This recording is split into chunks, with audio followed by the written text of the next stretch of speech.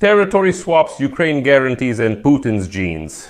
United States President Donald Trump made a number of statements before the meeting in Alaska, and interestingly, Trump's rhetoric has actually changed. Now he says he's going to the meeting to listen to Putin. Well, you know, that's a convenient diplomatic trick. If they can't agree, nobody promised anything. He was only going to listen.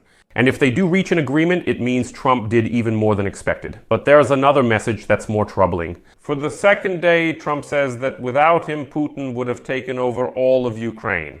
And if the Kremlin hasn't done that, then it's thanks to the American president. That's where all this talk about exchanging territories as some kind of great achievement comes from. At the same time, the United States president emphasized that Russia will face new sanctions if a peace agreement is not reached.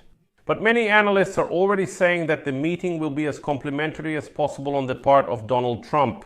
And there is no need to expect any loud threats, even if there is no deal, although there are already signals that a certain deal will still be made. I'm Alexei Pechi. It's August 15th, like everyone else, we're watching Alaska. Before we start this episode, I ask you to subscribe to this channel, give it a like, write any comment you want, and be sure to subscribe to my Telegram channel, Peachy News.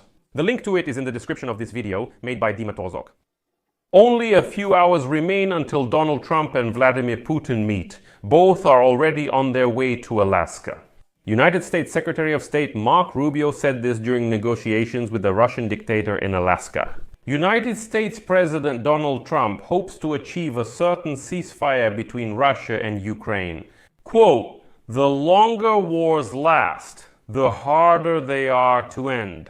That's why a ceasefire is so important. To achieve peace, there must be a certain discussion about security guarantees. There must be a certain discussion about territorial disputes and claims, as well as about what they are fighting for. But to reach a peace agreement, both Russia and Ukraine will need to agree." And right away, Marco Rubio repeated the point previously made by Trump that already at the early stage of the meeting with Putin, it will become clear whether anything is possible or not. As you know, Trump is lowering expectations for this meeting. The White House has repeatedly said that this will be, as they called it, a listening exercise, meaning a kind of listening lesson. Trump allegedly wants to hear Putin out and decide his next move. At the same time, the Russian side does not plan to sign any documents or agreements following the meeting between Putin and Trump in Alaska. This was stated by Kremlin spokesman Dmitry Peskov. Here is his quote. "Issues related to the Ukrainian settlement will be discussed. President Putin and President Trump intend to talk. They are ready to talk and will discuss the most difficult issues. Nothing is expected, nothing was prepared, and it's unlikely there will be any document. Since there will be a joint press conference, Putin will outline the agreements and understandings reached." Also, answering a question about whether the position of Ukrainian President Zelensky will be taken into account during the meeting, this Peskov said that at the moment, the discussion is between Russia and the United States. Negotiations with the Ukrainian side are related to subsequent stages. Also earlier, the head of the Russian Foreign Ministry, Sergei Lavrov, stated that the Russian side has arguments, has a clear and understandable position, and it will be presented at the negotiations in Alaska. He added that a lot had been done on this issue during Steve Witkov's visit to Moscow, and that he hopes for the continuation of this very useful conversation. And today, August 15, Donald Trump himself made a number of statements about the meeting with Putin in Alaska, on his way to Alaska. And according to him, during the meeting in Alaska in particular, the issue of exchanging territories will be discussed, but the specific decision on this matter will be made by Ukraine. Next is a quote, "This is a good sign."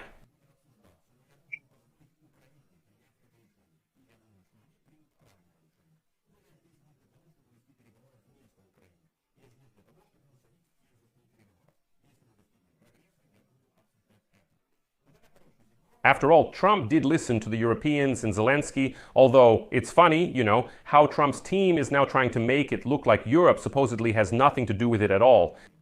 To the Europeans, they should accept or keep quiet regarding the strategy of United States President Donald Trump for a peaceful settlement in Ukraine. United States Treasury Secretary Scott Bessent told Fox News, stating the following. They keep saying the United States should do this, the United States should do that. President Trump placed secondary tariffs on India due to its Russian oil purchases. The Europeans haven't done this yet. In fact, the Europeans are buying petroleum products produced by Indian refineries. Europe should do its part if it really wants to act as a united front against Russia. Even though Bissent spoke out, Trump still listened to Europeans even now. According to Trump, the United States will provide Ukraine with certain security guarantees together with European countries, but this will not be done under the auspices of NATO. Earlier, he flatly refused to discuss security guarantees, saying it wasn't his war. Trump was also asked to comment on the Russian strikes on Ukraine, and to this the United States president suggested that Putin is trying to strengthen his position ahead of negotiations. He's trying to set the stage. In his view, this will help them make a better deal. In reality, it hurts them, but in his opinion, it will help them get a more favorable deal if they can continue the killing. Maybe it's just his genes, but he thinks it gives him strength in negotiations. I think it hurts him, but I'll talk to him about it later. At the same time, the President of the United States expressed a certain optimism about today's talks with Putin. Quote, "Both sides respect each other, and I believe something will result from this. I've noticed he's bringing many Russian businessmen, which is good. I like that because they want to do business, but they won't do business until we sort out the war." At the same time, the American president reminded that the Russian economy is going through tough times, so if the negotiations don't yield results, Russia will have even bigger problems. Quote, "There will be very serious economic consequences. I'm not doing this for myself, I'm doing it to save many lives. That's why there will be very serious economic consequences." Donald Trump said that in response to a question about new sanctions on Russia. However, Reuters sources claim that the United States president's hopes for a ceasefire agreement in Ukraine are still unclear, but Vladimir Putin has made a proposal for a possible nuclear deal that could help both sides, as they say, save face. So, does that mean there will be some kind of deal after all? As one source close to the Kremlin stated, it seems that both sides were able to find certain points of agreement in advance. Quote, "Apparently some conditions will be agreed upon on Friday since it's impossible to refuse Trump and we can't refuse because of the sanctions pressure." Well, that is most likely there will be some agreement to extend the existing long-range nuclear missile treaties.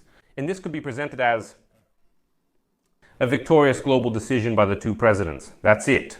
Both sides are downplaying expectations for this meeting, and it's clear why. I explained earlier.